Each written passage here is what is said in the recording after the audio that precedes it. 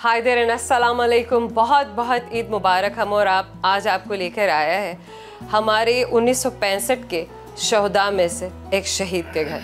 ईद की खुशियाँ हम उन लोगों के साथ मनाएं जिन्होंने इस मुल्क की मट्टी के लिए, इस मुल्क की सॉवरेनिटी के लिए अपनी जानें कुर्बान की, और उनकी लेजेसी को किस तरीके से लेके उनकी औलाद और उनकी औलाद की औलाद लेके जी रही है पाकिस्तान के लिए, अपने आप को, अपनी ज़िंदगियों को, अपनी काविशों को इन्वेस्ट कर रही है। थोड़ा सा अगर बताते चलें, एक सेकंड कश्मीर वॉर जो पाकिस्तान की तरफ से इंडिया के ख़िलाफ़ लड़ा गया था, हमारे भी बहुत से गेंस थे, कुछ गेंस उन्होंने भी लिए, लेकिन बाद में फ़ैसला ये पहुंचा कि दोनों ममालिक ने अपनी अपनी जगह विक्ट्री को सेलिब्रेट किया। समहाउ जिन शहदा ने 6 सितंबर के दिन अपनी जानें दी, अपनी जानें इस मुल्क की सालमियत की खातिर कुर्बान कर दी, उनमें से एक फ़ौजी के घर इस वक्त हम मौजूद हैं जिनका नाम था जमशेद अली राव साहब।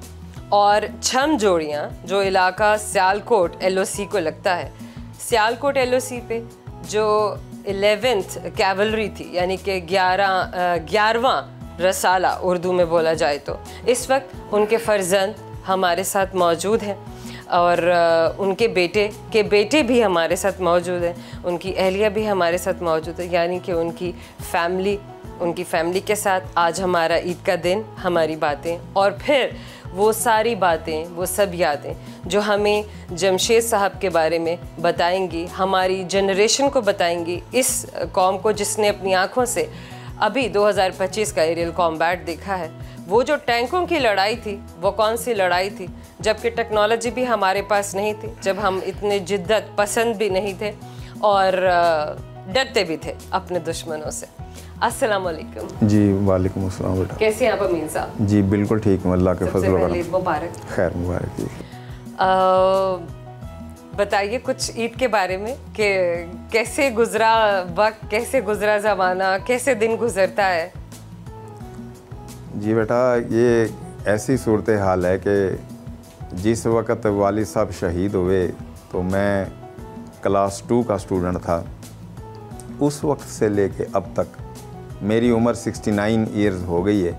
उस वक्त से अब तक हम इंशाअल्लाह अल्लाह के फजल व करम से अच्छी ज़िंदगी गुजार रहे हैं। बेशक शहीद होने वाले तो शहीद हो गए, उन्होंने तो इस्लाम के लिए और पाकिस्तान के लिए अपनी जान कुर्बान कर दी, लेकिन जो उनके लवाहिकीन हैं वो भी यानी उसी जज्बे से अभी तक ज़िंदा हैं कि हम क्यों नहीं शहीद हुए, हमने क्यों नहीं पाकिस्तान के लिए अपनी जानें दी, हमने क्यों नहीं इस्लाम की खिदमत की। बहरहाल मैंने ज़ाती तौर पे, यानी मेरा नाम मोहम्मद अमीन है, मैं जमशेद अली का बड़ा बेटा हूँ, एक मेरा छोटा भाई भी है। हम 2 ही बेटे थे जमशेद अली के और एक वालदा थी, तो ये 3 यानी हम लवाहिकीन में थे, तो हम छोटे छोटे थे। बहरहाल हमने बड़ी कोशिश की कि हम भी दोबारा फ़ौज में भर्ती हो जाएं, लेकिन फ़ौज ने हमें नहीं चांस दिया। छोटा भाई किसी और सिविल महकमे में डायरेक्टर जनरल थे और मैं वकालत के शोबे में, लेकिन उस वक्त से लेके अब तक अल्लाह के फजल व करम से हम बड़ी बेहतरीन ज़िंदगी गुजार रहे हैं और हमें बिल्कुल भी मलाल नहीं कि हमारे वालिद साहब जो हैं वो शहीद हो गए या मर गए। जैसा कि कुरान पाक में क्लियर लिखा हुआ है, बड़ी साफ़ गोई से अल्लाह ताला ने बयान किया है कि वला तक़ूलू मन युक़तलु फ़ी सबीलिल्लाहि अमवात, कि जो अल्लाह के रास्ते में कत्ल हो जाते हैं उनको मुर्दा गुमान भी न करो, वो शहीद हैं, वो मेरे यहाँ ज़िंदा हैं। और अगली आयत में बेटा उनके लिए अल्लाह ने फरमाया कि वो शहीद हमारे यहाँ, मेरे यहाँ रिज़्क़ खाते हैं।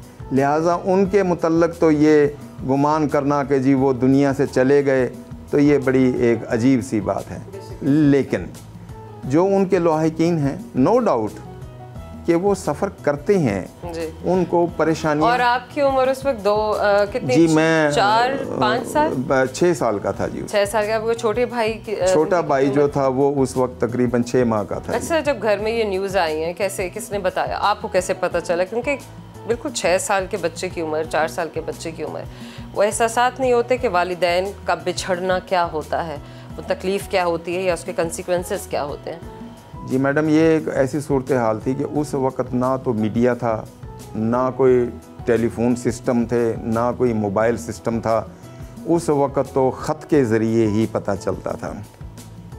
किसी यूनिट वाले ने ख़त लिख दिया घर पे हमारे कि जी, हमारे ही गांव के किसी बंदे ने कि जी आपके वालिद साहब जो हैं वो शहीद हो चुके हैं 6 सितंबर को। तो वो ख़त तो हमारे पास पहले ही पहुंच गया था। यानी कि वो जो डिसीजन हुआ है वो टेबल टॉक जो जंग के बाद, जंग के ख़त्म होने के बाद हुई। आप लोगों को कितने दिन बाद उनकी शहादत के, गालिबन 6 सितंबर उनकी यौम शहादत है जी जमशेद साहब का। जी, जमशेद साहब की जो शहादत बेटा 6 सितंबर को हो चुकी थी। और आपको इतला कब पहुंची? हमें 3 दिन के बाद इतला मिल गई थी। वो ख़त 3 दिन के बाद हमें मिला। आंखों देखी कोई ऐसी बात, कोई ऐसा वक्त, कोई ऐसा यादगार, कोई ऐसी बात जो आपने घर में उस वक्त अपने घर में आसपास अपनी वालिदा को ऑब्ज़र्व किया हो या और रिश्तेदारों को, जो कैफियत बच्चों पर गुजर रही होती है अपने बाप के बिछड़ जाने की, चले जाने की, जो एक्सपीरियंस की हो उस मौके पर, कोई ऐसा लम्हा जो आज भी झंझोड़ देता हो? जी बेटा, उस वक्त ये सूरत हाल थी कि जिस वक्त वो ख़त पहुंचा तो मेरे जो बाकी रिश्तेदार थे उन्होंने मुझे बताया। चूँकि मैं तो छोटा था, मुझे तो अभी तक इस बात का पता ही नहीं था।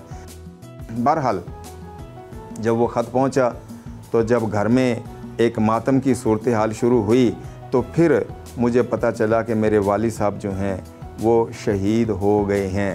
हालांकि बेटा दूसरी क्लास के बच्चे को ये मुमकिन है कि पता भी ना हो कि शहादत क्या होती है।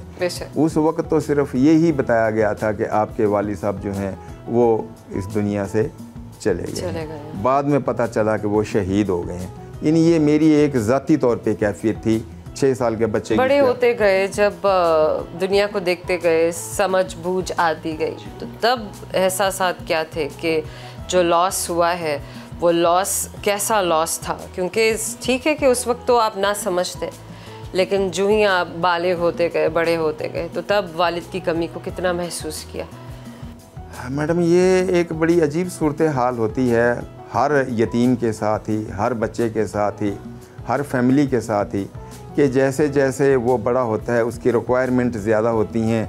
जब रिक्वायरमेंट को पूरा करने वाला नहीं होता तो फिर उसका इशारा उस वालिद की तरफ ही जाता है कि आपके अगर वालिद होते तो ये हो जाता, आपके वालिद होते तो ये हो जाता। यानी कि वो जो एक एहसास था या जो कमी थी वो आसपास से ज़्यादा महसूस करवाई गई, लेकिन आपको आपकी वालिदा साहिबा ने या आपके घर के माहौल ने वो कमी महसूस नहीं होने दी। माशाल्लाह, वेरी नाइस। दूसरी बात बेटा ये है कि यानी 17 दिन की जंग के बाद जब ये टेबल टॉक होने के बाद सीज़ फायर हुआ जी, तो उस वक़्त पाकिस्तानी फ़ौज ने बड़ा ही लुक आफ्टर किया बेटा। यानी हर त्यौहार पे, हर जगह पे, हर चीज़ पे वो लुक आफ्टर करते थे कि भाई आपको कोई कमी, आपको क्या, उनके ये अल्फाज होते थे कि बेटा हम आपके वालिद को तो नहीं ला सकते, लेकिन हमें आप बता सकते हैं, हम इंशाअल्लाह वो पूरी कमी पूरी करेंगे अल्लाह के फजल करम से। और बेटा बाद में फिर हुकूमत पाकिस्तान ने ज़रई ज़मीन भी दी, पेंशन भी दी, नकद पैसे भी दिए, और हमारी वालदा ने बड़ी कुर्बानी दी बेटा कि उन्होंने दोनों बच्चों को पढ़ाया अल्लाह के फजल करम से, और दोनों बच्चे अपने मंजिल मकसूद पे पहुँचे। तो वो अभी 8-9 साल पहले ही सन 2016 में फौत हुई हैं। इन्ना लिल्लाहि व इन्ना इलैहि राजिऊन। वकालत का शोबा ये आपने कैसे चुना, यहाँ किस तरह आप आए? जी बेटा, वकालत का शुरू से ही शौक़ था मुझे, और आहिस्ता आहिस्ता फिर ये मेरा शौक़ बढ़ता गया। वकालत एक बहुत ही बावकार शोबा, और अगर हम अपने कायद मिल्लत की बात करें तो ये हमारे कायदे मिल्लत का शोबा था, वो भी एक वकील थे, और उसके बाद अमीन राव साहब भी इसी शोबे से मुंसलिक है। छोटा सा मुख्तसर सा वक्फा है और वक्फे के बाद हम बातचीत को, गुफ्तगू को इसी तरह जारी करेंगे। हमारे साथ रहिएगा।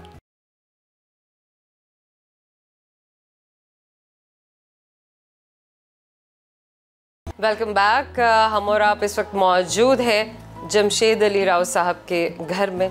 उनके बेटे मोहम्मद अमीन अली राव साहब मेरे साथ मौजूद हैं, उनकी अहलिया मिसेस नजमा इस वक्त मेरे साथ मौजूद हैं, और उनके बेटे, उनके बेटे के बेटे यानी कि जमशेद साहब के पोते मेजर फैज़ भी इस वक्त हमारे साथ मौजूद हैं। पहले आपकी हमने मुलाकात करवाई, बातचीत हमने की अमीन साहब से, तो थोड़ी सी गुफ्तगू ज़रा आज नजमा साहिबा से भी करते हैं और पूछते हैं कि वो ज़रा हमें अपनी ज़िंदगी के बारे में बताएं, अपनी मैरिड लाइफ के बारे में, और थोड़ा ईद के बारे में भी बात करेंगे कि ईद की खुशियाँ और ईद की सेलिब्रेशंस कैसे की जाती हैं।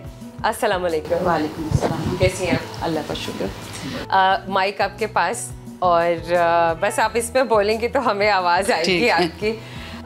ईद की क्या तैयारियां, क्या होता है, और सुबह से क्या चल रहा है?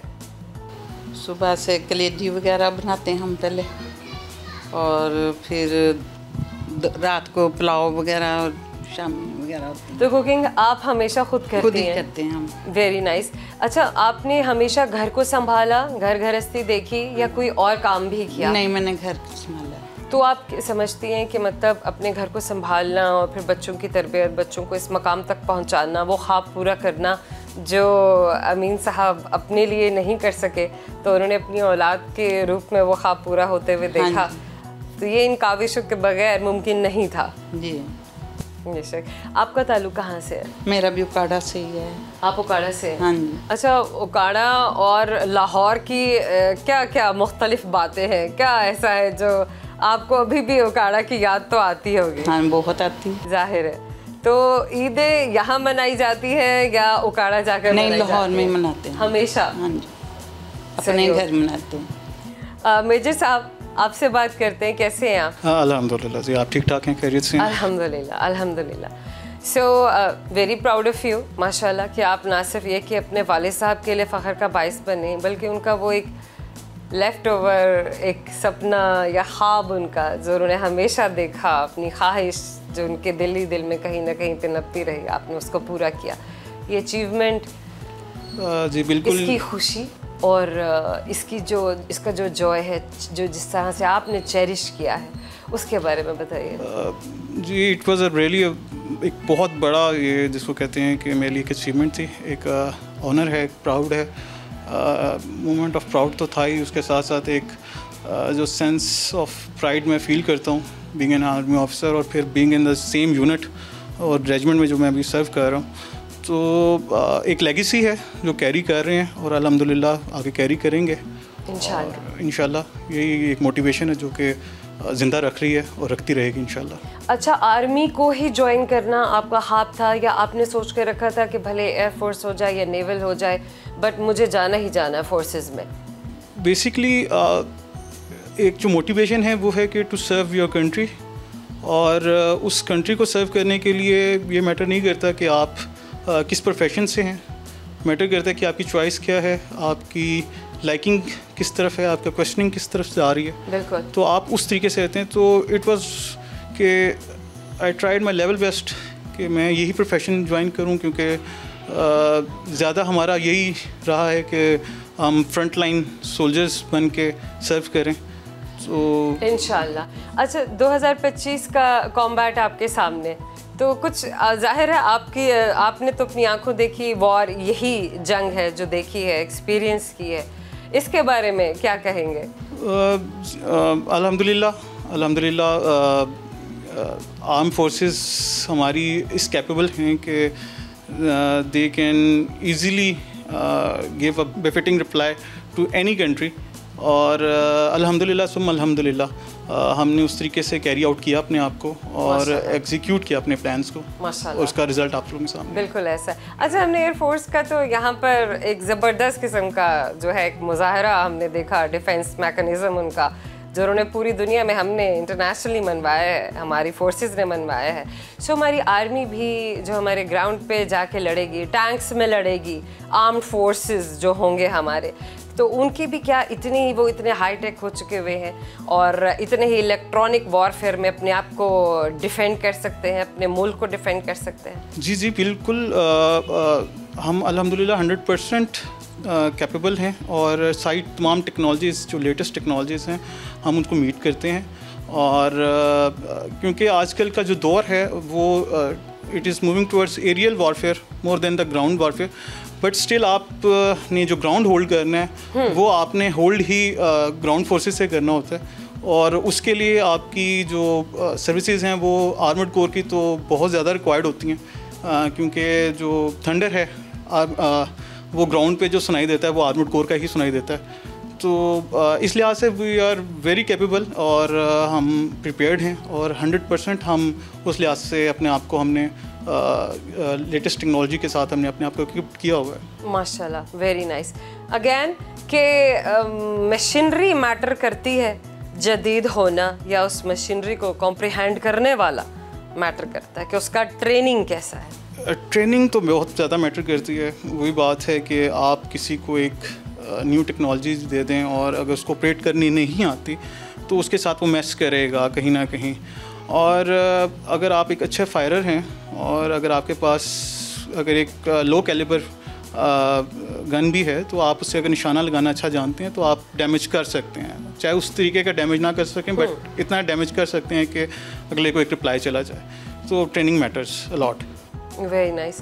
अच्छा, बाहर भी कहीं जाते हैं पाकिस्तान से बाहर ट्रेनिंग के लिए, कितने ऐसे इंसिडेंट्स हैं कि कभी आपको बाहर जाना हुआ हो, और ज़रूर आप गए भी होंगे और आपने ऐसे वॉर्स जो प्रॉक्सी वॉर्स हैं या किसी भी इस तरह के जो हर वक्त मुल्क के लिए ऑपरेशंस चल भी रहे हैं हमारी सालमियत के लिए दुश्मनों के ख़िलाफ़, तो फ़ाइट तो हमेशा चल ही रही है। अभी तो एज़ यूजुअल मैं I have not got a chance to move abroad for any course, तो उस लिहाज से तो मेरा भी उस तरीके का एक्सपोजर नहीं है। बट टैंक में बैठे बिल्कुल जी, 10 साल की 10 साल की अल्हम्दुलिल्लाह सर्विस है माशाल्लाह। और हमने तो 2019 की एस्केलेशन भी देखी थी जब इंडिया ने किया था, और हम उस टाइम भी अल्हम्दुलिल्लाह मोबिलाइज हुए थे एंड हमें उस टाइम भी एस्केलेशन लेडर हमारे पास ही थी। आप लोग सोते नहीं हैं, मुझे लगता है आप लोग जागते रहते हैं। नहीं, आपका काम इस तरह है कि अल्हम्दुलिल्लाह जिस तरह डॉक्टर्स हैं उसी तरीके से ये प्रोफेशन भी है। 24 आवर्स आप एक उसके अंदर हैं, प्रोफेशन के अंदर हैं। आप लोग यूनिफॉर्म पहन के सोते हैं? नहीं इस तरह नहीं होता। हम लोग क्योंकि अब हमारा जैसे इसी मतलब करंट सिनेरियो को देखते हुए हम सिविलियंस, हम पाकिस्तानी जो है ना, बड़े हमारी सोच बदल गई हुई है हमारी आर्मी को लेके, हमारे फोर्सेस को लेके। तो हम तो ये समझते हैं कि जैसे वो उनकी 2 नहीं उनकी 8 आंखें हैं कि वो हर तरफ से हर चीज़ है वो मॉनिटर भी कर रहे हैं। वहाँ पर जाको चौबंद है, वो 24 घंटे जागते रहते हैं। बेसिकली हर डिपार्टमेंट अलहदा है, हर इंस्टीट्यूशन के उनके मैकेनिज़्म डिफरेंट हैं। वो अपने अपने मैकेनिज़म्स को उस तरीके से देख रहे हैं, वो देख रहे हैं उस तरीके से वो अपना रिप्लाई और अपनी ट्रेनिंग कर रहे हैं। सेम गोज़ फॉर अस, और हम भी उसी तरीके से अपने जरा एक लाइव नोट पे बात हो रही थी कि माशाल्लाह माशाल्लाह माशाल्लाह कि हम अपने मुल्क को डिफेंड करने के लिए और दुश्मन का मुकाबला करने के लिए इस तरह से तैयार हैं कि सब देखने वाला यही समझे कि ना तो ये सोते ना खाते ना पीते, बस ये जवाब देने के लिए हर वक्त तैयार बैठे हुए होते हैं। छोटे से ब्रेक लेंगे, ब्रेक के बाद यहीं से गुफ्तगू को कंटिन्यू करेंगे। हमारे साथ रहिएगा।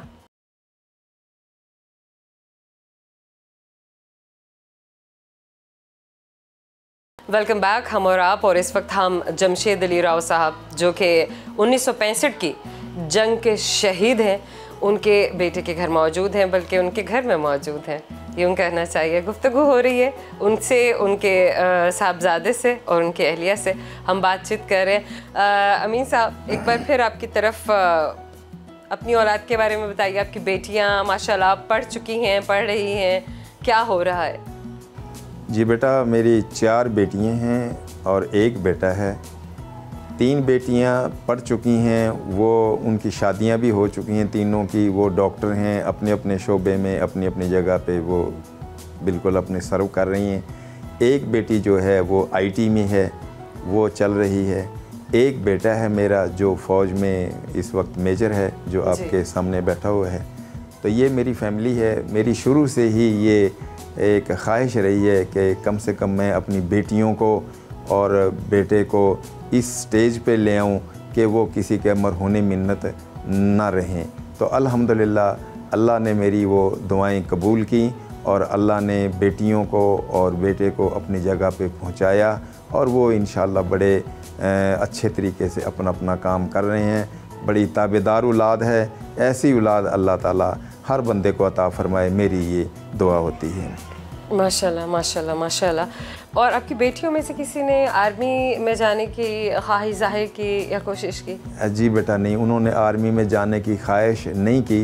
हालांकि दिल उनका करता था कि हम भी आर्मी में जाएं और CMH में यूनिफॉर्म पहने और कैप्टन डॉक्टर हम बने, लेकिन वो कुछ हालात इस किस्म के हुए कि वो सिविल साइड पे ही, फॉर एग्ज़ाम्पल एक बेटी जो मेरी है वो ओकाड़ा में डॉक्टर है, दूसरी बेटी जो है वो शेख ज़ैद में डॉक्टर है, तीसरी बेटी जो अभी किंग एडवर्ड मेडिकल कॉलेज से ये हॉस्पिटल जो है मेयो हॉस्पिटल, यहाँ से अभी फ़ारिग होके और कंसल्टेंट बनी है माशाल्लाह। तो ये अपनी अपनी स्टेज पे बेटा वो पहुँच गई हैं, उनकी शादियाँ हो गई, वो अपने घर में खुश व खुर्म हैं।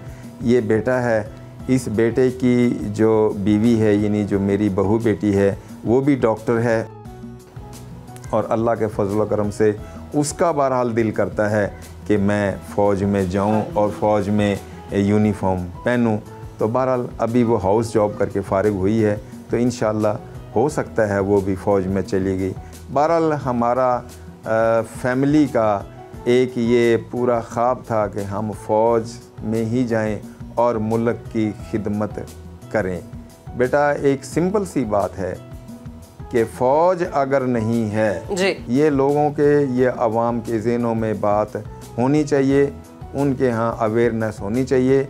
हमारे चारों तरफ दुश्मन बैठा हुआ है, वो यही चाहते हैं, मसलन अमेरिका, इसराइल, इंडिया, वो यही चाहते हैं कि पाकिस्तान की फ़ौज मिनिमाइज़ हो और हम पाकिस्तान को आपस में बांट लें। लेकिन अल्लाह के फजल करम से पाकिस्तान की फ़ौज ने अभी तक ये साबित किया है कि हम मिनिमाइज़ तो क्या, हम और अपने आप को बढ़ाएंगे और बढ़ा रहे हैं। बेशक मल्टीप्लाई करेंगे अपनी स्ट्रेंथ को और अपने इस इम्प्रेशन को कि हमें ना तो कोई कमज़ोर समझे और ना ही समझने की कोशिश करे।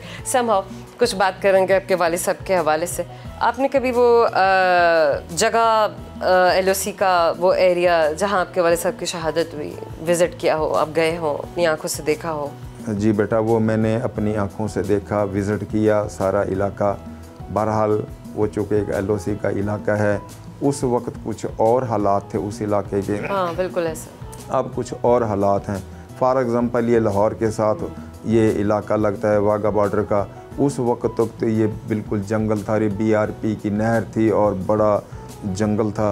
उस वक्त तो इधर आने को लोगों का दिल ही नहीं करता था, लोग डरते थे कि जंगल है। लेकिन अब बॉर्डर के साथ साथ हमारी पूरी रिहायशी कॉलोनियाँ भी बन गई हैं बेटा।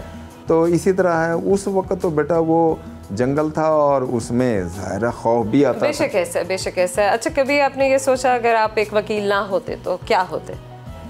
बेटा मैं वकील ना होता तो मैं फ़ौज में होता। तो वाकई फ़ौज में होते। बेशक आपने यही कहा कि मेरा ख्वाब तो फ़ौज में जाना था। जी। तो फ़ौज में मैं नहीं जा सका तो फिर वकालत की तरफ। जी, ऑफिसर रहे हैं। नहीं, वो तो कुछ अरसे के लिए बस, उसके बाद फिर वकालत के शुरू में आ गई। वकालत के शोबे में रहे बेशक। अच्छा, आपके बच्चों में से कोई भी वकील नहीं बना, ये क्या बात है? मतलब माशाल्लाह माशाल्लाह आपकी बेटियां भी हैं, लेकिन आपकी बेटियों में से भी कोई वकालत की जानिब नहीं गया? बेटा वो इसलिए नहीं गए कि ये डॉक्टर का जो शोबा है इसको ज़रा सिक्योर समझते हैं वो। सही। उस वक्त वकालत का इतना वो शऊर नहीं था बच्चियों को, वो मेडिकल की तरफ ही उनका रुझान था और वो चली गई। तो मेरी एक ही आदत है कि बच्चा जिस तरफ उसका रुझान हो उसको उसी तरफ जाना चाहिए। बिल्कुल ऐसे। अच्छा मेजर साहब, आपसे बात करते हैं। कुछ मुझे बताइए आप अपनी सोच के बारे में, अपनी एक्सपेक्टेशंस के बारे में, as far as your services and आपका ज़ाहिर है आप आर्मी से, तो आप क्या समझते हैं कि मुल्क की सालमियत के लिए क्या ख्वाहिश है, क्या सोच के रखा हुआ है, करना क्या है, क्या कर गुजरना है? मैं इससे पहले भी इसी चीज़ पे मैंने कहा था कि ये हमारे अंदर बिल्ट इन है। जब आप एक ट्रेनिंग में जाते हैं उसके बाद आपके अंदर ये एक ख्वाहिश पैदा हो जाती है कि आपका जीना मरना जो हो वो आपके मुल्क के लिए हो। ये एक वैसे भी एक आपके अंदर सेंटीमेंट पहले से मौजूद होता है, बट फ़ौज उसको और मज़ीद रिफ़ाइन करती है। और अल्हम्दुलिल्लाह हम लोगों के अंदर ये कैपेबिलिटी है हमारे जवानों में और हमारे ऑफिसर्स में कि हम हमेशा इस चीज़ को मद्देनज़र रख के चलते हैं कि अगर हमें जान भी देनी पड़े तो हम उसे दरेग ना करें। बेशक ऐसा। अच्छा, जंग लगती है तो क्या होता है? आप लोग अपनी फैमिली से बिल्कुल लाताल्लुक़ हो जाते हैं, कोई कांटेक्ट नहीं है, कोई राब्ता नहीं है, और तब क्या सिचुएशन होती है, कैसे हालात से गुजर रहे होते हैं? ज़ाहिर है आपकी फैमिली भी अपनी जगह सफ़र कर रही होती है, आप लोगों के लिए परेशान होती है, तो जो हालात आप लोगों के साथ बीत रहे होते हैं उसमें क्या चीज़, क्या मकसद क्या होता है उस वक्त? सिर्फ वाहिद मकसद उस टाइम टू बी ऑनेस्ट आपके पास सिर्फ और सिर्फ ये होता है कि आपका इस टाइम मुल्क है और जो आपके खिलाफ एग्रेशन है आपने उसको रिप्लाई करना है। उस टाइम आपकी फैमिली, आपके पेरेंट्स, ये एक सेकेंडरी एलिमेंट हो जाता है। आपका मुल्क, आपकी कंट्री आपके लिए फर्स्ट प्रायोरिटी मैटर करते हैं। तो बहुत ये मानने वाली ही बात है कि और कि पेरेंट्स और ये सारे एक टाइम पे कहीं ना कहीं इस चीज़ को लेके परेशान होते हैं, बट ये एक ह्यूमन एलिमेंट है जिसको हम कर सकते हैं। सही। तो इसमें अच्छा, जहाँ हम देख रहे हैं कि पाकिस्तान अपनी एरियल स्ट्रेंथ को बढ़ा रहा है, काम भी कर रहा है और होना भी चाहिए, वहाँ हमारी जो आर्मी है, जो हमारे सोल्जर्स हैं, उनको किस किस तरह के लेटेस्ट टेक्नोलॉजी जो फैसिलिटेट किया जा रहा है या फैसिलिटेट करने के बारे में सोचा जा रहा है? नई टेक्नोलॉजी जो है टैंक्स में या मिसाइल्स में लेकर आई जा रही है? अभी जिस तरह हम डे टू डे जब भी हमारे पास कोई न्यू टेक्नोलॉजी आती है, हमारा जब हम पीस के अंदर होते हैं, हमारा डेली इस चीज़ के ऊपर होता है कि हम अपने अंडर कमांड्स को और खुद उस चीज़ को मास्टर करें, उसके अंदर अपने आप को 100% उसके ऊपर एबिलिटी और अपनी रखें और उसके अंदर अपने स्किल्स को पॉलिश करें। आप देखते रहते हैं कि जिस तरह अभी टिल्ला फील्ड फायर और ये एक्सरसाइज डिफरेंट कलेक्टिव एक्सरसाइजेस चलती रहती हैं, तो ये एक आपका ट्रेनिंग का तरीक़ाकार होता है। ये ट्रेनिंग हमने ये भी सुना है कि आप लोगों को जंगल में छोड़ दो तो मतलब आप लोग महान हैं, ना डरते हैं किसी से, ना परेशान होते हैं, बगैर खाए पिए इतने दिनों सर्वाइव कर लेते हैं। दरिया में छोड़ दो, हाथ बांध दो, फिर भी सांस ले लेते हैं, कैसे कर लेते हैं? जी, वो एक ख़ास स्पेशल फोर्सेस की ट्रेनिंग है। वो आपको पता है कि वो हमारे सर्विसेज ग्रुप वाले करते हैं। उससे हम लेस पे रह के ट्रेन होते हैं, बट ये है कि इक्वली जो हमारी इन्फेंट्री है वो अल्हम्दुलिल्लाह जब से हम अभी लड़ रहे हैं पिछले 17 सालों से, तो अभी हमारा कोई ऐसा सेक्शन या हमारे कोई ऐसी एलिमेंट नहीं रहा कि जो ट्रेन ना हो उस लेवल पे, और अल्हम्दुलिल्लाह कैपेबल हैं इस चीज़ के कि अगर हमें सर्वाइव करना पड़े तो हम करेंगे। माशाल्लाह माशाल्लाह।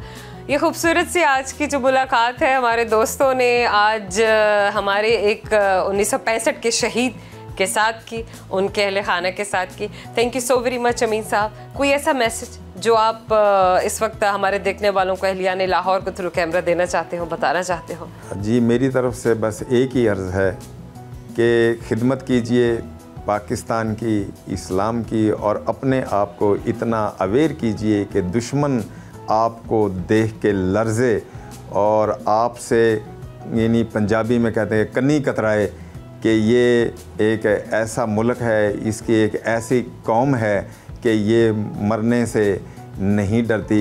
लिहाजा आप अपने आप को इतना के तैयार कीजिए दुश्मन के मुकाबले में, इतना के तैयार कीजिए कि लोग और दुश्मन आपसे हर वक्त खौफ खाते रहें। माशाल्लाह, ब्यूटीफुल। मेजर साहब, मैं ज़रूर चाहूँगी कि आप भी एक मैसेज जो है, क्योंकि ज़ाहिर है हमारी फोर्सेस बैठी हुई हैं जनाब, ये कैसे हो सकता है कि हमारी फोर्सेस कोई मैसेज ना दें या हमारी आवाम से जाते हुए कोई बात ना कहें? मैसेज यही है, एज आई अर्लियर सेड, कि वो पानी बंद करेंगे तो फिर हम यही है कि आप किसी भी प्रोफेशन में हों, अपने मुल्क के लिए, अपने मुल्क के बारे में सोचें। वो कहते हैं कि who lives if the country dies and who dies if the country lives। तो अगर मुल्क नहीं तो आप नहीं, और आप नहीं बेशक। तो मुल्क के लिए सोचें और उसके फ़ायदे के लिए जितना आप हो सके करें, चाहे जिस भी प्रोफेशन में। Thank you so very much, thank you so very much. खूबसूरत सी ये मुलाकात, आज का ये दिन हमारे ईद की जो है सेलिब्रेशन, ये भी एक ईद को मनाने का तरीका है, उन शोहदा को याद रखते हुए जिन्होंने हमारे मुल्क के लिए अपनी जानें दी। आपसे मिलवाएंगे हम एक और खूबसूरत मुलाकात, हम कहीं ना कहीं किसी अच्छे से गेस्ट के साथ ज़रूर करेंगे, आपसे फिर मिलने के लिए आएंगे हम और आप में। आज के लिए इतना ही, और आपका फीडबैक ज़रूर हमेशा की तरह ज़रूर सोशल मीडिया पे जहाँ जहाँ आप हमें फॉलो करते हैं, जिन जिन प्लेटफॉर्म से आप हमसे बात करते हैं, ज़रूर कीजिएगा और बताइएगा कि आज आपने क्या जाना, आज आपने क्या सीखा। अपना ख्याल रखिएगा। जोया को फ़िलहाल के लिए इजाज़त, अल्लाह हाफ़िज़।